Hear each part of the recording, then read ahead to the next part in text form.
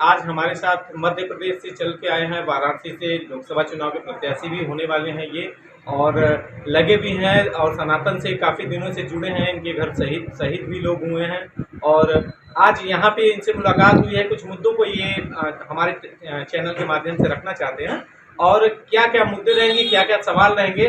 और दयाशंकर महाराज जी से मैं जानना चाहूँगा कि क्या है सिस्टम, क्या नहीं है। महाराज जी, क्या क्या क्या मुद्दे यहाँ से हैं कि आप यहाँ से प्रधानमंत्री जी चुनाव 2 बार लड़े हैं, जीते हैं, और किन किन मुद्दों पे आप यहाँ से चुनाव लड़ेंगे? उपाध्याय जी, आपके सभी यूपी 18 के जो सुधी दर्शक हैं, मैं उनका अभिनंदन करता हूँ काशी बनारस की धरती से। एक्चुअली मैं भारतीय जवान किसान पार्टी जो उसके राष्ट्रीय मार्गदर्शक हैं, और वो हमने भारतीय सेना के जो एक्स हमारे फौजी हैं उनको प्रेरित करके ये पार्टी खड़ी करी है।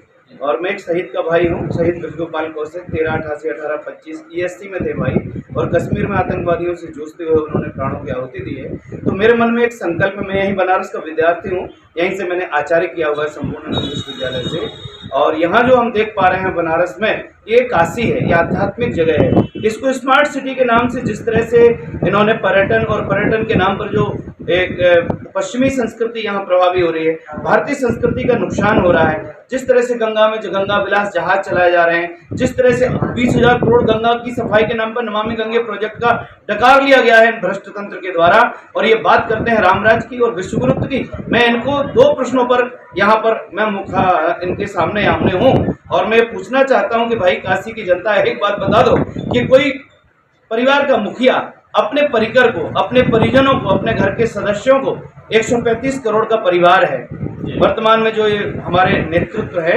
ये पाखंडी नेतृत्व, ये कहते हैं कि 150 करोड़ हमारा परिवार है। तो हम इस पाखंडी नेतृत्व से पूछना चाहते हैं कि एक बात बता मेरे भाई, कि कोई परिवार का मुखिया अपने परिवार के भाई भतीजों को, सदस्यों को, परिजनों को नशा प्रोवाइड कराता क्या?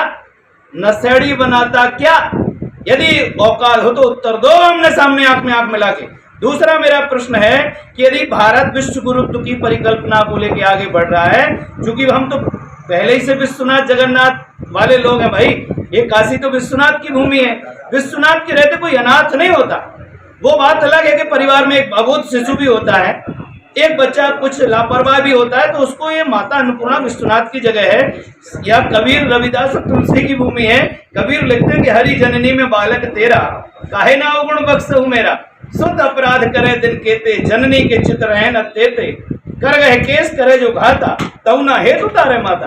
ये तो भैया बनारस तो जो है शिक्षा की राजधानी है, और शिक्षा का उद्देश्य है सद्भावना का सुप्रबंधन, बिगड़े हुए लोगों को संस्कारवान बनाने की भूमि है ये।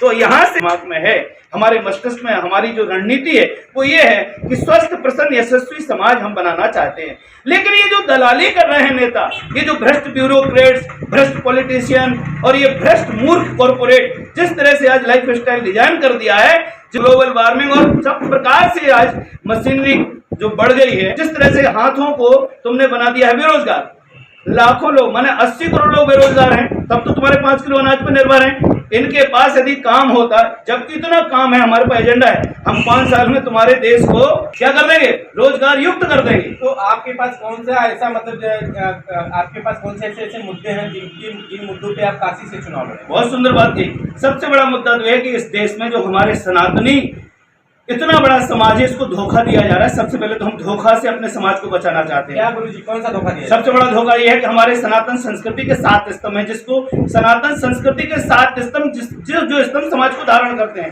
सनातनी समाज को 7 स्तंभ धारण करते हैं। स्तंभ माने खंबा, पिलर। गोभिर विप्रैश्च वेदैश्च सती भी सत्यवाद भी अलुप्तहि दानशीलैश्च सत्यवीर धारते मही। 7 खंभों ने समाज को धारण किया, सनातनी समाज को। पहला खंबा है वेद लक्षणा यज्ञेश्वरी गौमाता, दूसरा खंबा है वेदज्ञ ब्रह्मनिष्ठ श्रोत्रिय ब्राह्मण, तीसरा खंबा है वेद भगवान, और चौथा खंबा है इन तीनों स्तंभों के सौजन्य से सतीत्व का निर्माण होता है। माने नारी के चरित्र का गठन यदि होता है तो गाय ब्राह्मण और वेद के सौजन्य से होता है। और जब ये नारी सती होती है तो इसकी कोख से 3 स्तंभ और प्रकट होते हैं, दानशील, निर्लोभी और सत्यवादी। ये हमारी सनातन संस्कृति के संवाहक समाज के धारण करने वाले सहारे के लिए 7 खंबे बने हैं। आज इन्हीं 7 खंभों को ऊपर कुठाराघात हो रहा है, तो हम इन्हीं 7 खंभों को मजबूती देने के लिए, क्योंकि ये शिक्षा की राजधानी है, क्योंकि शिक्षा ही समाज का सुप्रबंधन करती है सद्भावना का। इसलिए मैं काशी से चुनाव लड़ने आया हूं कि ये जो पाखंड चल रहा है, गाय का मांस बेच करके, गाय का मांस यहाँ को खिला करके हम कौन से विश्व गुरुत्व के आगे बढ़ रहे हैं? मुझे उत्तर चाहिए। वर्तमान सांसद जिनको 2 बार आपने चुना है, बनारस की भावुक जनता है, हमारे भोले भंडारी हैं, वो तो भस्मासुर को भी वरदान दे देते हैं, तो बनारस की जनता भी भस्मासुर को दे दी। लेकिन जब संकट आया तो भस्मासुर भगवान नारायण की शरण में आया। इसलिए मैं वैष्णव वेदांती दयाशास्त्र, क्योंकि हम शिव जी से प्रेम करते हैं, करे भंडारी, तुमने यहाँ बनारस में पाखंडियों को क्यों स्थान दे दिया? तो भगवान शंकर समझ गए हैं और उन्होंने त्रिशूल भी उठा लिया है। अब इस पाखंडी को यहाँ बनारस की जनता सहन करने वाली नहीं है, क्योंकि बनारस की जनता पूछ रही है कि हमारी गलियों में नंदी डोलता था सानंद, ये भी वहां जाकर के केदारनाथ में, विश्वनाथ में बैठ के त्रिपुण लगा लगा के शिवार्चन पाखंड करता है। लेकिन पूछो कि बनारस में शिव जी के नंदी को स्लॉटिंग करके तुम कौन सी शिव भक्ति कर रहे हो बेटा? ये पूछो अपने सांसद से, उत्तर दे दे तो हम जाने इसको माइक का डाल। लेकिन प्रधानमंत्री ने तो यहाँ पे विश्वनाथ कॉरिडोर बनाया और काफी जनता, यही तो बात है जो सरिया सीमेंट कॉर्पोरेट का यूज हो रहा है, जहां सरिया सीमेंट का प्रयोग हो रहा है, इस तरह का कंस्ट्रक्शन हो रहा है जिससे समाज को सुख मिल रहा है, समाज को स्वास्थ्य मिल रहा, प्रसन्नता मिल रहा, एनवायरमेंट को संतुलन मिल रहा, उस तरफ तो इसकी बुद्धि जा ही नहीं रही है भैया। ये अदूरदर्शी अज्ञानी नेतृत्व है। आज समाज में बीमारियां बढ़ती जा रही हैं, आज समाज में बुराइयां बढ़ती जा रही हैं, भाईचारा खत्म हो रहा है, हिंदू मुसलमान के नाम पर नफरत और देश में गृह युद्ध की स्थिति पैदा कर रही है। लोग आग लगा रहे कि नहीं लगा रहे?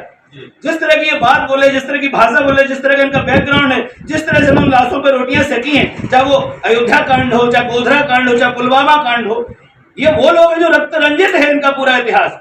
अब चूंकि रक्त रंजित इनका पूरा का पूरा बैकग्राउंड ही आपराधिक है, इसलिए अपराधियों को ये भगवान शंकर का त्रिशूल उठ चुका है। अति हो जाती है ना, तो फिर अति के सामने भगवान ही आता है।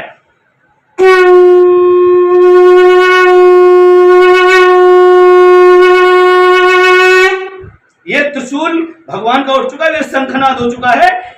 काशी में पाखंड के अंत का शंखनाद हो चुका है। कब आपका गुरुजी नामांकन है और क्या रणनीतियां हैं? 7 से 14 के बीच में यहाँ हम 2 बार नामांकन करेंगे ताकि उसमें कोई त्रुटि न रह जाए। क्योंकि यहाँ जो भ्रष्ट अधिकारी हैं वो क्या करते हैं, जानबूझ के आपका पर्चा खारिज कर देते हैं और हमारे त्रुटि कुछ रहेगी नहीं। आप सब यदि मन में है कि हमें काशी से एक अच्छा योग्य प्रतिनिधि देना है तो आप लोग हमें सहयोग करिए। काशी की जनता से हम अपील करते हैं कि काशी की जनता हमारे इस भाव को समझे कि हम अपने भारत की जो देव संस्कृति है, जिसके बारे में हमने गिनाया है कि 7 स्तंभों को हम मजबूत करने वाले हैं, यदि ये 7 स्तंभ रहेंगे, कहते हैं गाय सुखी तो कौन दुखी और गाय दुखी तो कौन सुखी। परम पूज महान योगी देवराहा बाबा ने कहा था कि जब तक गाय का रक्त इस धरती पे गिरेगा, किसी का न जप न तप न भजन न पूजन कोई सफल नहीं होगा। आज देश में नंबर 1 पे हम, दूसरे नंबर पर बीफ एक्सपोर्टर बने हैं और इस वर्तमान प्रधानमंत्री नरेंद्र मोदी नाम के इस पाखंडी आदमी ने भैया बीफ एक्सपोर्टरों से इलेक्ट्रॉनिक बॉन्ड के माध्यम से 250 करोड़ चंदा लिया है पूरी दुनिया में जब जाहिर है। तो ये गौमांस बेचने वालों से और दुनिया को गौमांस खिला के, चंदा लेके दुनिया को गौमांस खिला के ये कौन से विश्व गुरु बनेंगे? ये बता दें अगर इनमें योग्यता है।